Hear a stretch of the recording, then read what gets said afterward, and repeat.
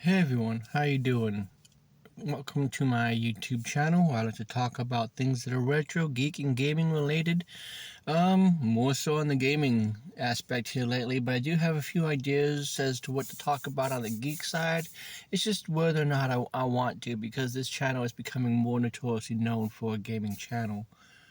But what we're going to talk about today is a realization that I had, and I don't know why I didn't think about this sooner. As a big Zelda fan, I kind of feel disappointed in myself that I didn't make the connection sooner. And, honestly, I saw somebody else's video on it. It was a real quick little TikTok that kind of mentioned it. And it kind of then made sense, and it clicked in my head, and all kinds of ideas came off in my head about it. So I wanted to take some time to talk about it, and you're welcome to join in discussions in the comments down below. So, what am I talking about? Tears of the Kingdom, obviously, is right around the corner, coming out this Friday. I don't know about you. I'm uber excited to play it. I think it's going to take up a good majority of my time. I might vanish off of the internet for a while. I don't know. I might come on to talk about it because I still do have ideas for this channel still. It's been suggested that I do a review of a game that I recently played. It's also had some suggestions that I've kind of thought about doing some videos on, like I said, but I don't know. It's always dependent upon what I'm capable of doing, because I'm also trying to look into getting some newer equipment to be able to do more stuff with, or figure out how I can use the equipment that I do have to record.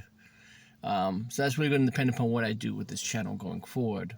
However, back to the point at hand that I was trying to say, we're going to talk about Tears of the Kingdom today. More importantly, the idea that Tears of the Kingdom has 7 tiers, probably 8. I won't be surprised if there's a special hidden one, but 7 tiers, right? And I don't know why I didn't put this together earlier, again, considering the fact that I have played other Zelda games in the past, but there have been 7 sages in games like Ocarina of Time, and I think even Wind Waker had sages. I don't know if there was exactly 7 of them, but it's still an idea that Zelda has used in the past to basically harness something. Whether you got to gather the sages together to open up a temple, to access something, to unlock the Master Sword's abilities. They've done things like this before. And specifically, pointing back to Ocarina of Time, there were 7 sages, right? 6 of them represented an element, and then the 7th one was the leader. Now, we already kind of have an idea that, based upon the most recent Zelda trailer that we've seen, that Zelda is physically holding a tear. So she's a sage, and more likely than not, she's a sage. It's usually always how it's been before, where Zelda is also a sage. So if that's the case, and she is a sage, then, that's probably going to be the 7th and final tier. Because she'll likely be the leader. Now, who are the others? Well, we already have Guardians, and we've already seen before where, not Guardians, sorry, the Champions, and we've already seen before where the Champions each have their own element, right? Like if we go back to Breath of the Wild, Mipha, she was Azora. She represented water. Rivaldi was air, right? So, Daruk, earth. You see what I'm saying? So it's very much possible that the champions are going to be elements in their own way. And who knows, maybe they'll do some kind of a weird thing where they'll call back to Age of Calamity. And they'll have it to where there's the new Guardians and the old Guardians, as a way to, like, here's 3 and then here's another 3 to be 6. Or, I think I'd have to go back and double check, but I believe Ganondorf has been stated as holding a tier. He could be fire, possibly. He could be something else. Maybe they're going to use darkness as some kind of a sage. And if they did that, that'd be a very interesting thing. That kind of points back to my anti-hero video, to where, in a way, Ganondorf will be one that's going to sort of help the heroes. Maybe it's a reluctancy kind of thing where, again, he doesn't really want to, but he kind of has to, because if Demise is the true final villain of the game and we want to stop this, and you want to be the ruler of your people and not continue to be this source of power underneath Hyrule, or, you know, whatever the angle is they're going to go with the game, you need to help us stop this and break this. And he could be one of the sages also. So it's going to be really interesting to see what they're going to do with this. But I do kind of want to know what you think about it. Who do you think the sages are? How do you think they're going to do it?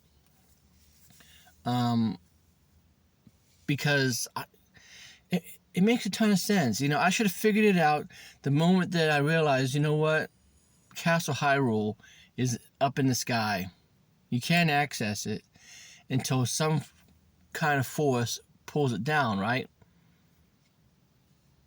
Well, isn't that something that was kind of done before in Ocarina of Time, and they had 7 sages? And what do we have in this game but 7 tiers? I don't know why I didn't put 2 and 2 together before. But that's also assuming that that's what they do, because we have seen from gameplay footage that Link can just grab onto something and time reverse it. So maybe something happens that allows them to time reverse the castle back down to the ground. Or is the castle just something that you just don't access in the game because, hey, you've already accessed it from Breath of the Wild?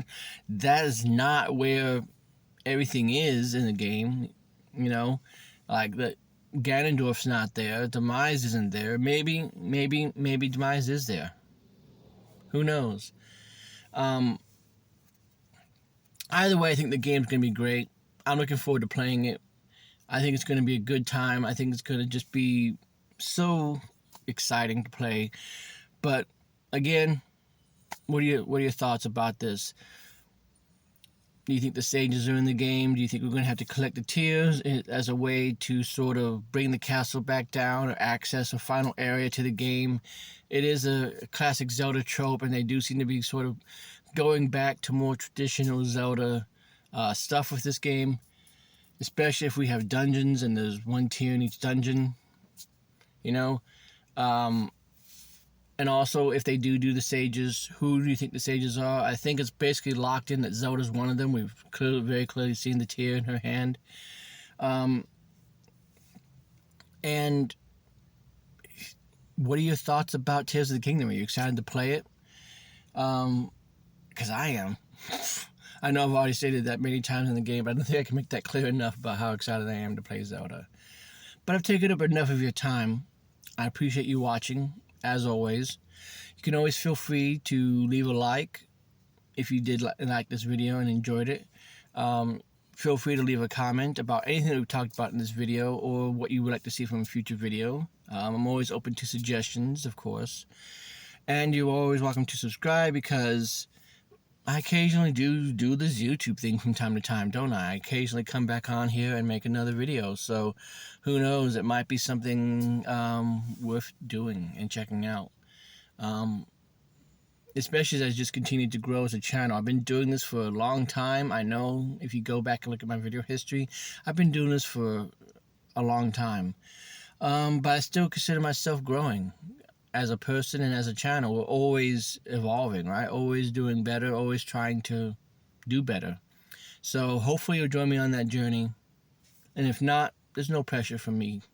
At the end of the day, I just want you to have a great day and a great rest of your week if I don't talk to you at all for the rest of the week. So have a good one, everyone. I'll see you next time.